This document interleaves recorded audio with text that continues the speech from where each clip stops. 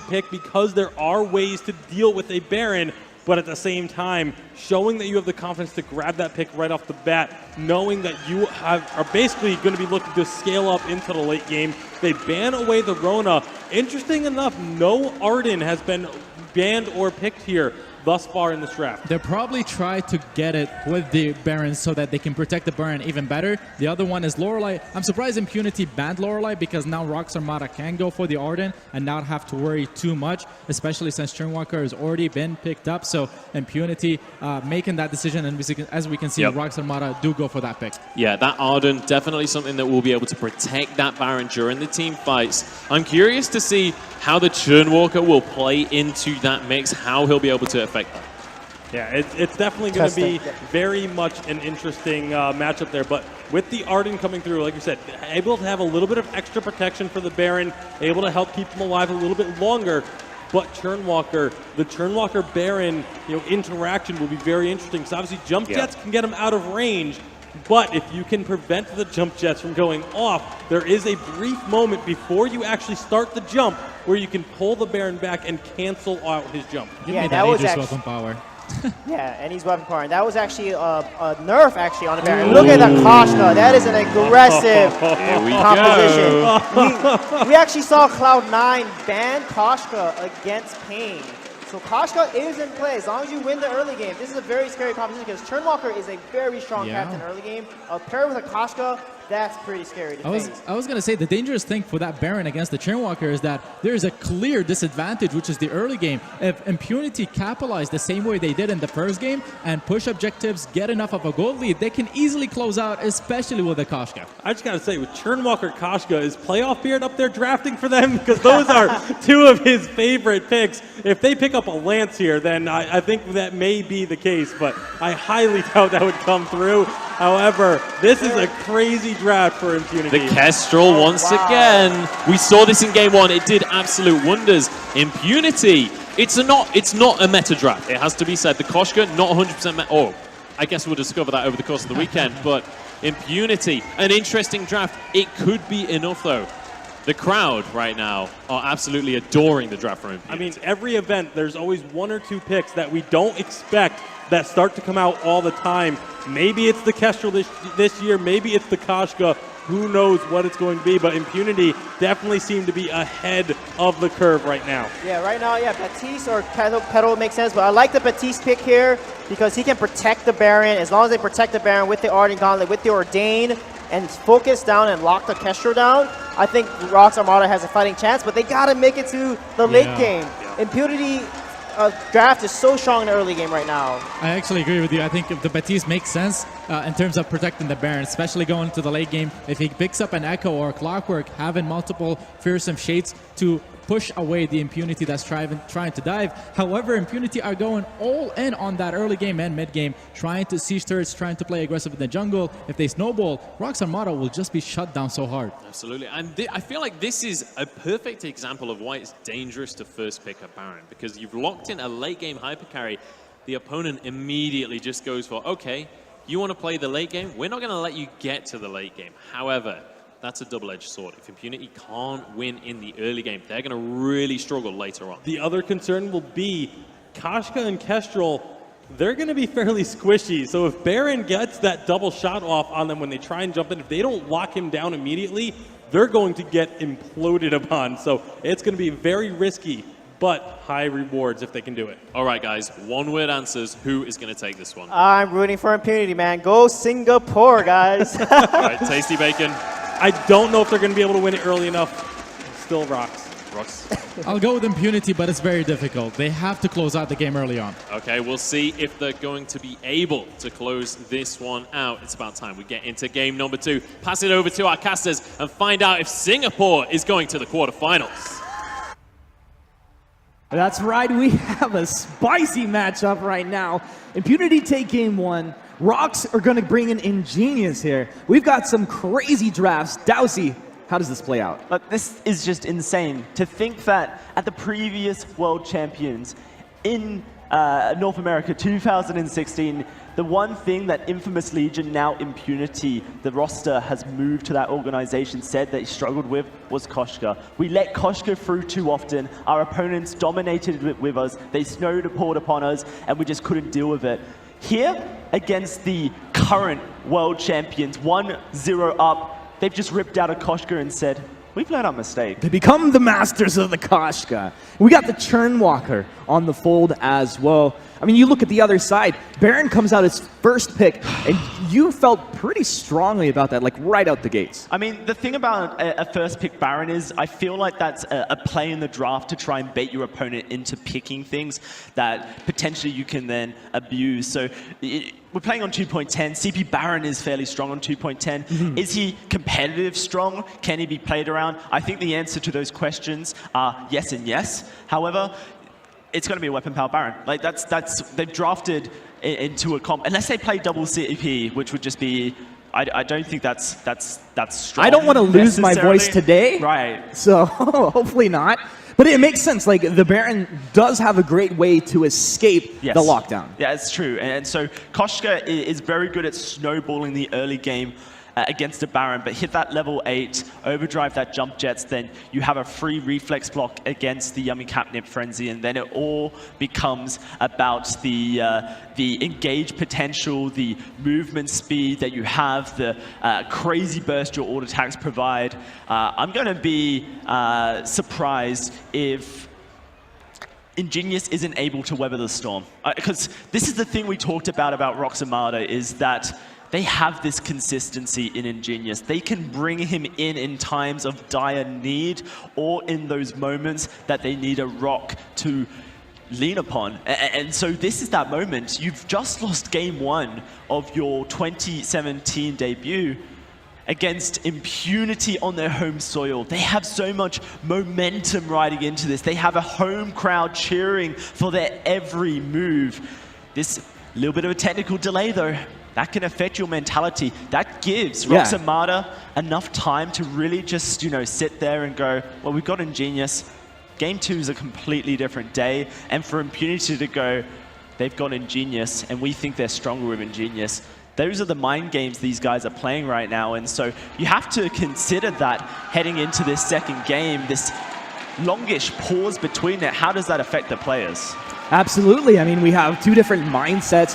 You talk about Impunity coming into this, riding that wave of excitement here. Now momentum coming out of game 1. ROX look to switch things up here, but my mind, I'm wondering, what happens to ROX if they bring Ingenious in after dropping game 1 and they drop game 2? What does that do to the mentality of a team? Do you know what that does is make the next matchup that we have ever more exciting? North America's wild card of Tribe up against former world champions in the group stages where potentially they just exit day 1. Who would have predicted that because of Impunity's 1-1 tie against Tribe earlier on today? I think TSM put the voodoo on them. Right. If they are to win this matchup as we jump onto the Halcyon Fold, then they have qualified for quarters. All right, let's see how this one's going to play out. We're onto the Halcyon Fold. Players are making their way out onto their positions now. We saw the early fight for the Elder Trant. It looks like we might have a bit of a different rotation here early on. Yeah, it does look like the teams are going to be playing a little bit more standard here and looking to just secure their backs and move on in. Ultimately, ROX Armada have to be extremely cautious about how they want to play this early game. And previously, we did see that they gave up the Elder Trant to Impunity. With a Churnwalker at level 2, with a level 1, with a Koshka at level 2, they have so much damage, and a Castro at level 2. Like, this is the level 2 comp that you want to contest. I don't think ROX Armada are even going to show their face here. Yeah, look at that. They're being so cautious in their tri-bush, because if Impunity get on top of them, then there's so much damage. It's very surprising that DefQ just decided to go back. I guess they called the bluff that ROX Armada would sit here, and so DefQ's gone back. He's got boots now.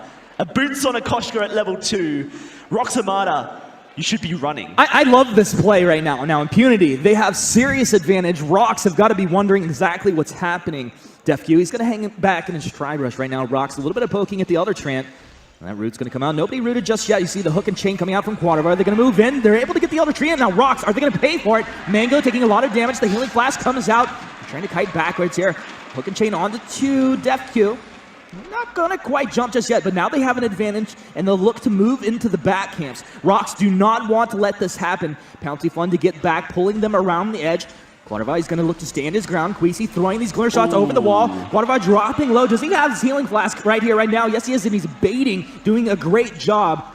Now, this back healing tree, and this would be great if they could grab it. Now ROX able to get that. This is actually a big win for ROX in that regard. Well, it is certainly because that's their experience. Oh, that's a big win right there. Nice steal. Mango's stealing Mango. over the wall. They're going to chase on through My here. favorite smoothie PQQ's as leaving well. them in.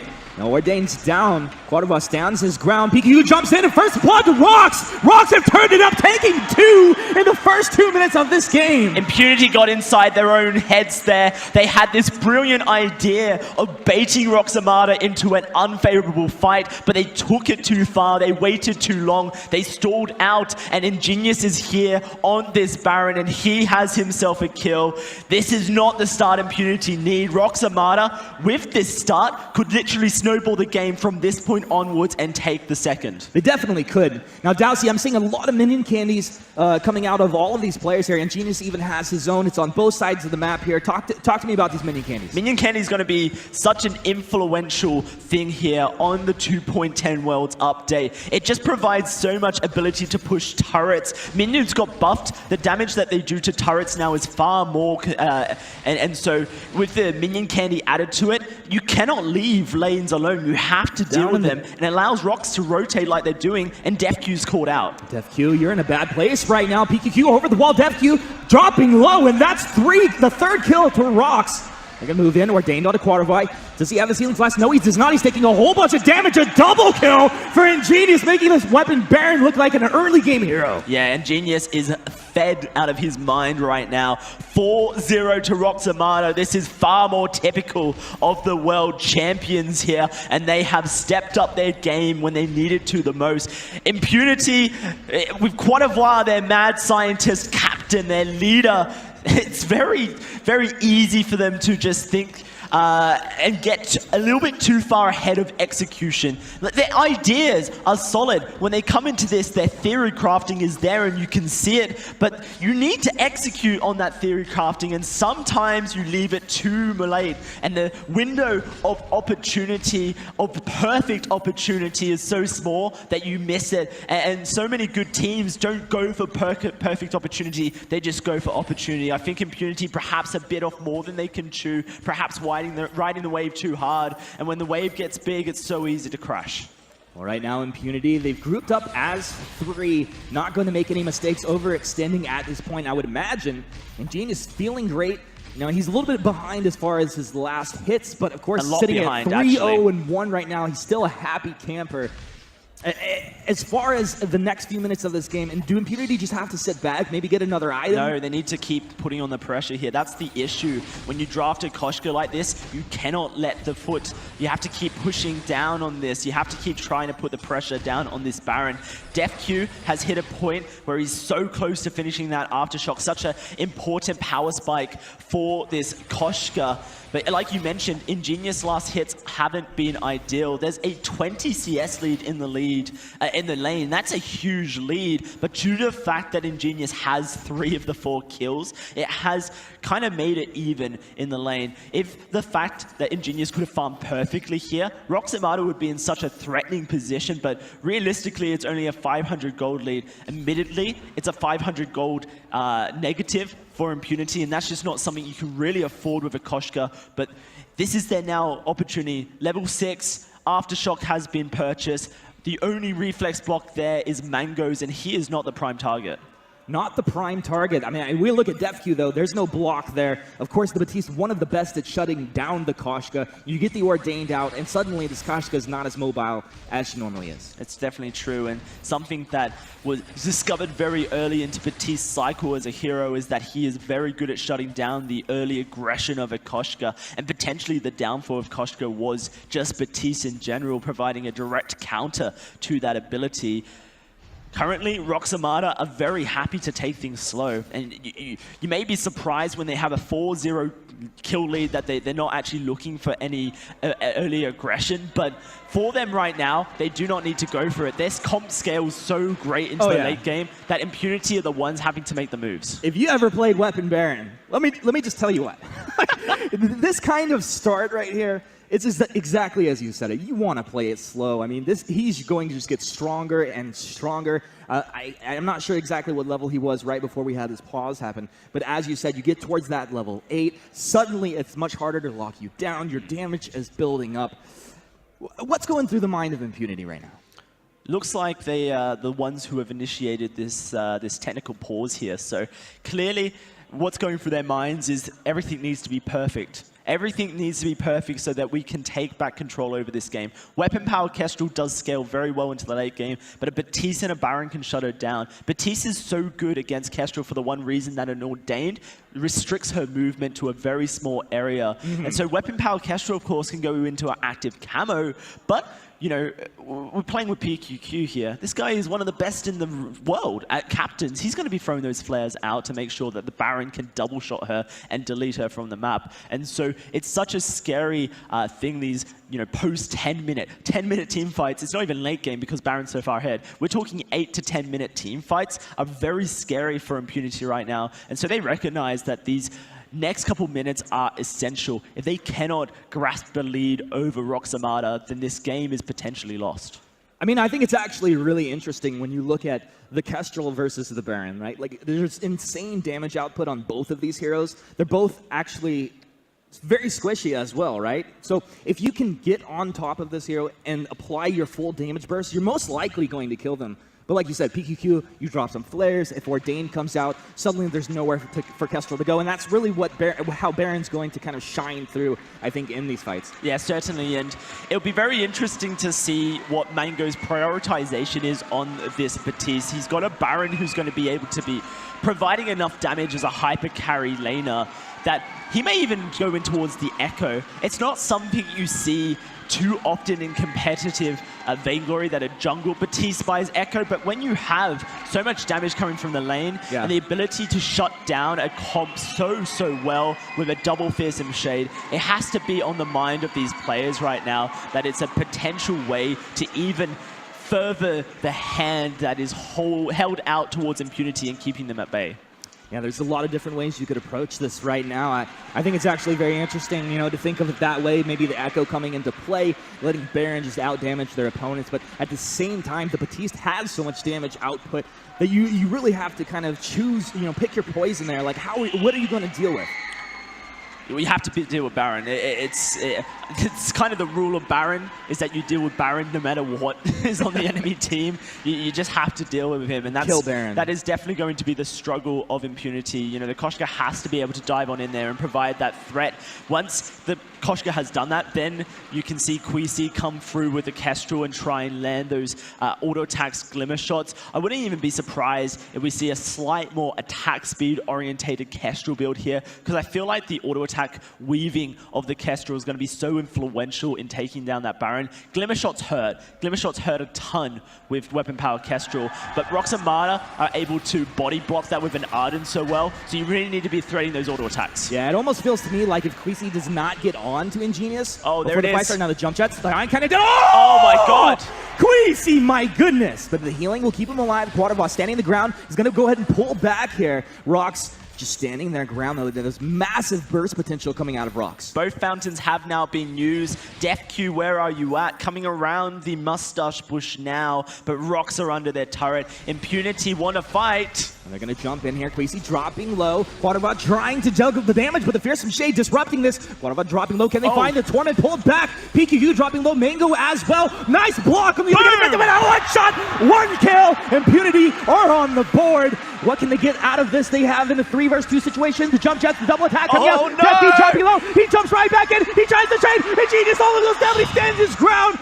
Oh my goodness. So PQQ able to get that. ROX up 5-1, but they lose the turret. Dowsey, Who won that fight? Impunity have got the turret. That is what they needed. We talked about that the need to take control over the game. They've got the gold lead now. They've got that first objective. Potentially this is the mark where they can start forcing team fights and forcing ROX back and back and back. But eventually there will become a point where ROX will have become big enough with their builds, with their heroes, that potentially Impunity cannot handle them anymore. So it is all about fighting. No fear, just fight. Take those immortal words from Vonsi and live by them, Impunity, because it was what shut you down last year at the 2016 World Championships. We're just going to keep bringing that back up. It's a great narrative. It really is.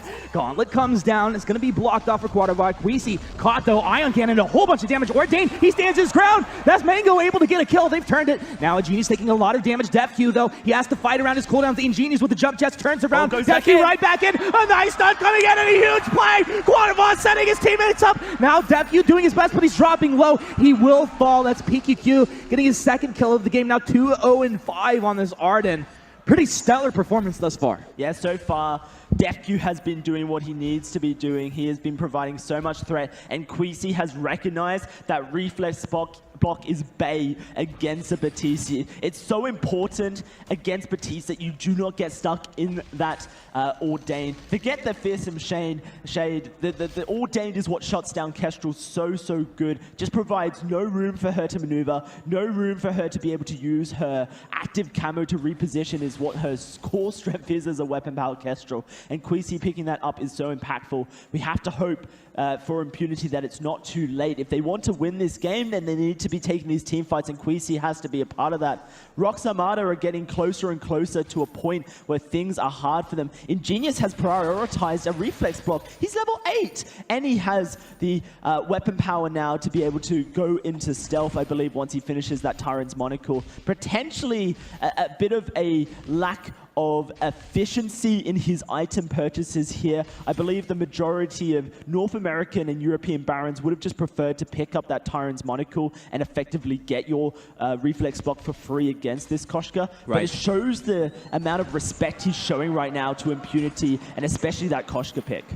Well, Tyrant's Monocle will be completed shortly. He does have the level 9 infusion as well. PQQ has the Crucible, so there's a lot of escape for this team right now. I like it, and it does feel like it's going to be incredibly hard to lock this Baron down at this point. And even if they do, Mango is ready to disrupt it. Well, let us not forget the hidden gem on the Impunity roster is Quadrivar's Churnwalker here. There is so many great interactions with Churnwalker and Baron that if you land that hook, then Baron is in trouble. Tormenting him out of his jumps, trespassing to lock him down to allow the Kestrel and the Koshka just to dive bomb him and blow him up. There is so much that Quadrivar can do here to play make, and that's why that Crucible has been rushed out by PQQ. He's going into an Echo next, 1,000 gold away from it. They really want to try and shut down Queasy. You can just know that that's the game plan of ROX Armada. So far, it's worked out pretty well for them. It's worked pretty well so far. We actually saw like the cheeky Torment into the active camo. Now, that's not really a reliable play, but it's something that we can actually see happen. Quadrivar stacking up, getting his hook and chains out. Now, it does hurt when you miss one of those. We saw our analyst talking about, or heard our analyst talking about it earlier. That's a 4-second cooldown. If it happens into the middle of a fight, it is a big problem. When Quadrivar misses his hook and chain onto a target, that is PQQ's signal to engage. Hard engage with the Gauntlet for Mango to dive on in with a Fearsome Shade and lock up Queasy. So it is imperative that Quadrivar isn't missing those hook and chains, because that is when Arden really can turn the tide onto a Churnwalker composition, and that's what PQQ will be looking for. Impunity are looking to force fights here. I love this play from them. Start up the Gold Miner, it forces ROX to come and contest, and that means they have to fight, and that's what Impunity want to be doing right now. Oh, the active camo traps are down. Are they going to jump in with this Gauntlet? Who's going to fight? A nice block on the Yummy Cannon Frenzy. Now Ingenious stands his ground, getting his auto attacks off. Is going to jump jet right in here. PQQ is incredibly low. Great. They're going to jump in. They're able to get the stun on Ingenious. Big Chris coming out. Queasy's got the damage. Who's critting who? Impunity coming out on top. They get get the gold mine, they get the kill. Impunity looking real good here. They are looking fabulous. They know their win conditions. This is the thing that impresses me so much about Impunity. When I've watched this SEA team perform, their ability to adapt mid-game to win conditions is just so fantastic. The only criticism I've had of them is their drafting, but it has certainly improved tides since spring earlier on this year, where they failed to close out against Elite 8. Now they're here, now they're playing against the world champions of ROX Armada, and they are providing such a threat to them. Impunity, they have a while to go in this game. They really do need to snowball and get more objectives in the form of turrets, and really try to continue to shut down Ingenious. But when you look across the board, they are starting to do that, and they understand they need to continue fighting. Broken Myth is there now for DefQ. He is prioritizing defenses against Mango and Ingenious. So important on this Koshka that he can jump in and survive and do that multiple times during a team fight. But the next team fight is so influential. It basically will be the difference of these guys hitting their third tier 3 item just before the Kraken spawns. And that Kraken spawning can just be that win for Impunity, or that heavy sigh of them that they weren't able to take the ROX Armada to a 2-0.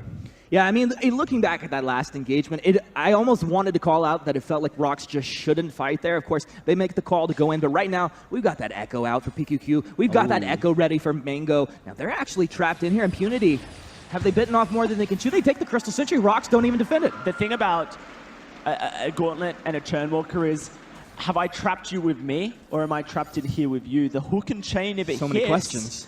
it is such a short cooldown, and ROX do have to go into that Gauntlet to provide damage. Ingenious has now hit level 12. He has, of course, overdriven his ultimate, so he will have those massive auto-attack range that the Baron can provide. It provides more safety. ROX Armada are getting to the stage where fighting becomes a better idea for them. This gold miner looking like it's going to go Impunity's way. Mango looking for the steal. The Iron Cannon's going to come down. Quaterboss, he pulls the gold miner back towards his side. It's dropping low. Ingenious is here. Who's going to be able to get this one? Porcupine Mortars rain down. Oh, Ingenious able to steal that. That's an immense gold payout, and that's going to be the last payout of the game. Right, absolutely. That's brought the gold difference just down to 1,000, which is practically nothing when a Baron has hit his Sorrowblade Torrent's monocle point. Kraken has now awakened, and ROX are waiting to find Impunity out of position, take down that Kraken, and solidify their position. Sneaky, sneaky plays. The double attack coming out. Queasy dropping low. The gauntlets here. Ingenious is going to look the kite back, getting his tax off, resetting the jump jets.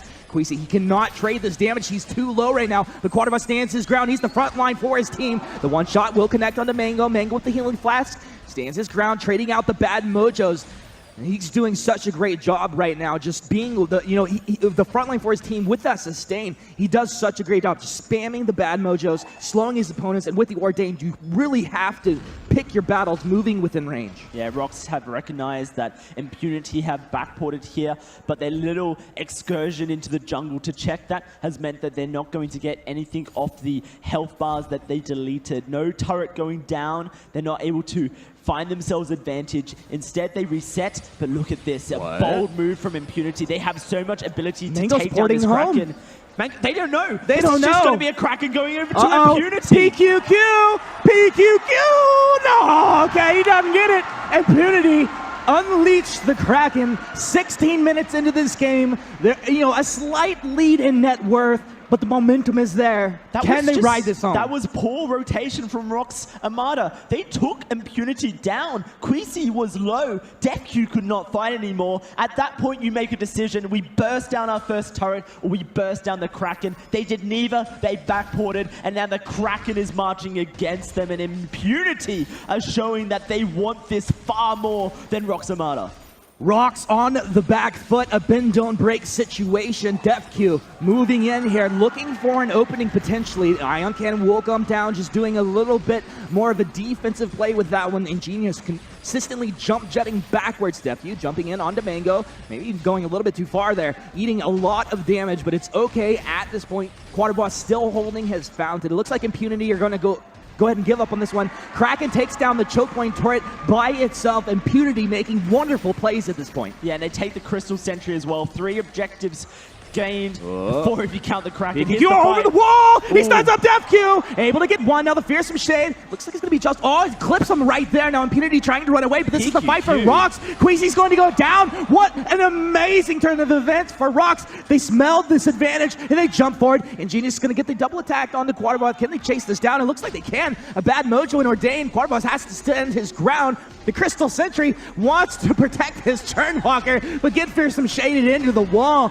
ROX Armada come back. They take the ace. They do take the ace. It was an overstay coming out of Impunity, and what fabulous captain making coming out of PQQ. A Gauntlet stun, a Crucible to block up the active camo and allow ROX to chase and find 2. They're going to get themselves their first turret here and start closing the gap, but is it going to be enough to bring them back to even is the question, or has Impunity gained enough momentum in this game? We're getting to a very hard point for a DefQ to have influence. The emphasis now is on Queasy and Quadravar to make the plays, and DefQ just to provide threat at this point. The big thing about a Koshka when we start hitting these late game points is that the Yummy Catnip Frenzy, whilst a very influential ability, is actually more threatening than when held than when used, especially considering the reflex blocks at this point are just so easy to hit. And so for DefQ, it's very unlikely that a Yummy Catnip Frenzy comes out until very late into a team fight after they've potentially burst down Ingenious, because it is more a threatening tool, a constant reminder that they can engage on you. Ordained onto DefQ. He will be stunned up, eating a little bit of damage out of Ingenious, but holding his Aegis and reflex block now. Hook and chains, Quadrabot doing a great job there to be the frontline force team one more time, but the Gauntlet's going down. Queasy, he's on the backside. I'm not sure they know exactly where he is at this point. Now, nothing's going to come of this Gauntlet just yet. Echo's on cooldown. He's going to drop the second Gauntlet. DefQ stunned up. Double attacks coming in, and he'll jump to his death. Pouncy Fun leading him to his demise. Quadrabot caught out and chopped down. ROX Armada up 12-3. Oh, they found Queasy. Now he's going to find the stun. Mango dropping low, but Queasy, he'll lead a lot of a double attack right there. That's the second ace of the game for ROX. Now up 13-4. We're almost 20 minutes into this game, suddenly blowing it wide open. That was another one of those moves from Impunity where they had an idea but they couldn't execute on it. I think the communication there between DefQ, Quadravar, and Queasy was just not as clean and pristine as it could have been there. DefQ needed to fight due to the fact that the double Gauntlet came down. And, you know, we haven't talked about it, but Mango did go towards that echoed Fearsome Shade. In fact, he skipped out a Clockwork to do so. Usually you build Clockwork so you can just provide so much damage, a double bad mojo during your empowered state with your heroic perk. But instead, they understand they do not need to have that much damage coming from the Batiste, because Ingenious has 3 Tyrant's Monocles and a Sorrow Blade. He can do it all against this very squishy roster Impunity have drafted here. This next team fight is break it time for ROX Armada. They can break open the base of Impunity and start to win back some respect of their peers. All right, Queasy, now is the time to make some really big plays. Suddenly, it's Impunity on the back foot. They're going to do as much damage as they can to this Kraken without being engaged upon, but it's easier said than done as Mango waiting in the wings. Ordained is down. Maybe an opportunity to jump in, but with the hook and chains onto 2, they're going to go ahead and rethink things here. Quadrabot doing a great job, and now's the time. The Gauntlet will come down. The stuns up Quadrabot. Second Gauntlet comes down. Venn diagrams will find another stun to jump forward. Fearsome Shade blocked off. Is this an opportunity to maybe turn it around? Mango taking a whole bunch of damage. Dropping down low. Impunity jump in. Yummy Cannon Frenzy will land onto Mango. Mango, but they turn it around. Mango goes down. Traded 1 for 1. Quadrabot trespass. They will get it. They got 2. They got the ace. Kraken's down. Impunity turn it around. Quadravar is a monster. That was the biggest trespass I've ever seen, and where are Impunity going, Humanus? They're running across the house. Where are Impunity from? They're from Singapore. Oh, it's so good. What a monstrous play coming out of Impunity. Quadravar's usage of trespass there was insane. The Kraken is will take it up. Oh my goodness. Ladies and gentlemen, That's the last Vein Crystal turret down now. Queasy, Can they light finish it? this They Vein can't. Crystal up. Oh, no. Oh, you made a mistake. Oh, no. What did you do? What did you do? ROX have turned it around. Oh, man. Feels real bad, man. Wow. What are ROX going to do from this? Mango has backported. Where's Def They Q? don't know where Def Q is. Where's Def Q? The Okay. vision isn't there. Keep your eyes on this gosh. All right, they've spotted Okay, him. they got a scout trap down there. Don't do it, Def Q. They know where you're going. Def Q. Oh, port back, yes. He's dead. With the flare down. Uh-oh. He's going to jump in now, make it. Run! Run, Def Q, run! Run, Def Q, run! You got 18 seconds until the Kestrel's up. Cue the Benny Hill theme song. Pouncy Fun, Twirly Death. He's onto the Vein Crystal. Second attempt for Impunity. Let's just buy some time. Dude, he's trying to avoid the ace right now. He can't do it. Def Q, he tried so hard. Def Q bought so much time for Impunity there. ROX have recognized that right now, the only way they win a game is an ace against QC and Cote d'Ivoire. Ooh, it's time They're to gonna take let a this deep reset, breath. right? It's going to reset very potentially. I think ROX will push up towards the base because if they are able to find that team fight and burst down that Kestrel, then they can take something. But look at that, Kraken has spawned, it's been spotted out. The one shot has connected, but they cannot push up because of this death trap bush that is sitting. Cote d'Ivoire's ran past it. The Kestrel's gonna walk straight into it. Oh, no, don't do it. Active camo trap. If he gets in with these double attacks, he's down 616 damage on these crits. Queasy, he gets a couple attacks off, trying to kite backwards. Where's Mango? Mango finally coming to the party right here. Queasy dropping down low. The Fearsome Shade ripping through Impunity right now. And it looks like Cote d'Ivoire will go down. The Trespass stun right there. Def Q spawning right at this moment prevents the ace, but it will take a miracle play to stop ROX from closing this game into out. the jungle. He's gonna run right past them. Ordained, he'll block that one off. Are they gonna chase? ROX have the position. It's just time for the kitty cat to run through the jungle. A second stun coming through with the gauntlet. Ingenious, he's going to move forward. He has his minions there. Ingenious most likely will just be closing out this game here. We have to keep our eyes on this. But yeah, Ingenious, he's into the base. Queasy's not going to respawn right here. Wow. ROX Armada, with their back against the wall, pull this one back. Ladies and gentlemen, give it up for ROX. What an absolute emotional roller coaster.